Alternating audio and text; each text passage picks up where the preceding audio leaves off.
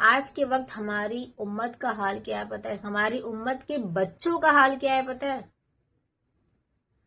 آج جب ایک بچہ پیدا ہوتا ہے تو جس ماحول میں وہ بڑھ رہا ہے، جس ماحول میں وہ پیدا ہوا ہے، جس ماحول میں وہ بڑھتے جا رہا ہے عمر کے ساتھ ساتھ، جس ماحول میں وہ چیزیں دیکھ رہا ہے بچہ اسی میں ڈھلے گا، وہی چیز سیکھے گا۔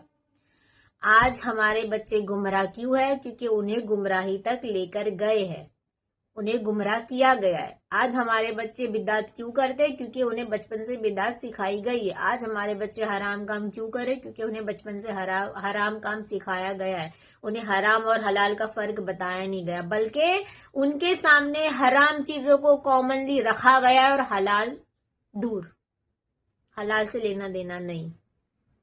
سب سے بڑی جو وجہ ہے نا بچوں کی گمراہی کی، وہ ہے ان کے ماں باپ، وہ ہے ان کے فیملی ممبر جن کے ساتھ وہ رہ رہے۔ ایک بچے کو جب آج آپ بچپن سے گانوں پر ناچنا سکھاؤ گے تو بچہ بڑا ہو کر ناچنے والا ہی بنے گا، عالم نہیں بنے گا، حافظ نہیں بنے گا۔ 10 سال تک آپ بچوں کو اپنے نچا رہے ہو، گانا گوا رہے ہو، اس کے سامنے بری باتیں بول رہے، برے الفاظ بول رہے ہو، آپس میں ایک دوسرے کو برے الفاظوں سے پکار رہے ہو، بچہ کیا سیکھے گا؟ وہی سیکھے گا جو آپ اس کے سامنے کر رہے ہو۔ اب 10 سال کے بعد آپ اس کو بولو گے ڈائریکٹلی قرآن کا ٹرانسلیشن بتا دو، قرآن کی کوئی ایک سورت پڑھ کے بتا دو، کلمے پڑھ کے بتا دو، نیمز آف اللہ بتا دو، پیغمبرز کے نام بتا دو، جنگ احد میں کیا ہوا تھا، جنگ بدر میں کیا ہوا تھا بتا دو، بچہ بتا پائے گا؟ نہیں۔ لیکن اسی جگہ 10 سال کے بعد آپ پوچھو گے یہ گانے میں کون سا لیرکس تھا، بچہ پورا گانا سنا دے گا آپ کو۔ کیوں؟ کیونکہ وہ وجہ آپ ہو، آپ نے بچے کو وہ کیا ہے، آپ نے بچوں کو اس طرح کی واحد تعلیم دی ہے اپنے گھروں میں۔ آپ کو پتہ ہے سب سے واحد بات کیا ہے؟ ان ماں باپ کا، ان ماں باپوں کی سب سے واحد بات آپ کو پتہ ہے کیا ہے؟ یہ ہے کہ فن اور انجوائمنٹ کے نام پر یہ بچوں کو ناچنا اور حرام چیزیں کرنا سکھاتا ہے۔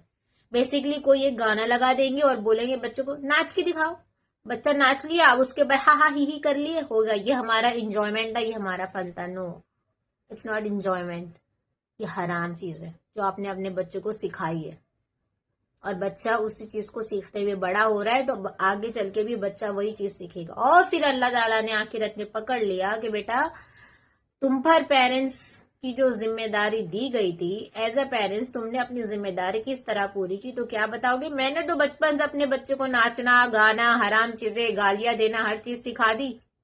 یہ جواب دو گے اللہ کو؟ یاد رکھو، اگر چاہتے ہو کہ آخرت تمہاری مرضی کے ہو، جو تم چاہو آخرت میں تم کو وہ ملے، تو زندگی اللہ کی مرضی کی گزارنی ہوگی۔ اور اگر چاہتے ہو کہ زندگی ہم اپنی مرضی سے گزاریں گے، جیسے ہم کو جینا ہم ویسے جئیں گے، تو یاد رکھو پھر آخرت اللہ کی مرضی کی ہوگی۔ اور اللہ تعالیٰ نے بتا چکا ہے کہ میرے حکم ماننے والوں کا آخرت میں کیا انجام ہونے والا ہے، اور جو میرے حکم نہیں مانتے ان کا بھی کیا انجام ہونے والا ہے۔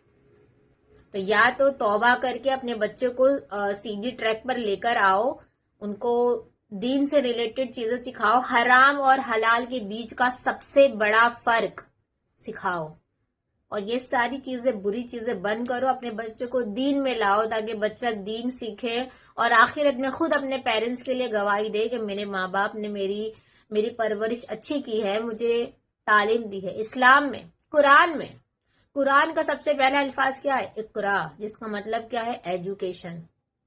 آپ نے اپنے بچے کو ایجوکیٹ کرنا ہے، آپ نے اپنے بچے کو ایجوکیشن دینا ہے، اور صرف دنیا کا نہیں بلکہ دین کا۔ اینڈ جو دین کا ایجوکیشن ہے، جو قرآن کا ایجوکیشن ہے، قرآنی تعلیم ہے، دینی تعلیم ہے، وہ آپ کی پہلی پرائرٹی ہونی چاہیے۔ ایک مسلمان کی، ایک مومن کی پہلی پرائرٹی ہونی چاہیے اللہ، اس کے بعد اس کا رسول، پھر باقی چیزیں۔ تو یہاں پر آپ کو دین کو پہلے رکھنا ہے، دنیا کو بعد میں۔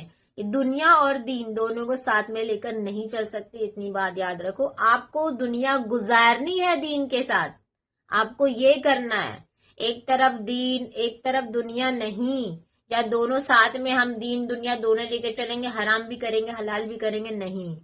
آپ کو دنیا گزارنی ہے لیکن دین کے ساتھ گزارنی ہے۔ یہ ایک مومن اور ایک مسلمان کا بیسیکلی فرض ہونا چاہیے کہ ہم اس قابل تو بن جائے کہ جو زندگی ہے وہ دین کے معاملے سے گزارے، دین کے حساب سے گزارے، نہ کہ دنیا کی وحیہ چیزوں کے حساب سے۔ تو اپنے بچوں کو اچھی تعلیم دو، کیونکہ یہ ضروری ہے۔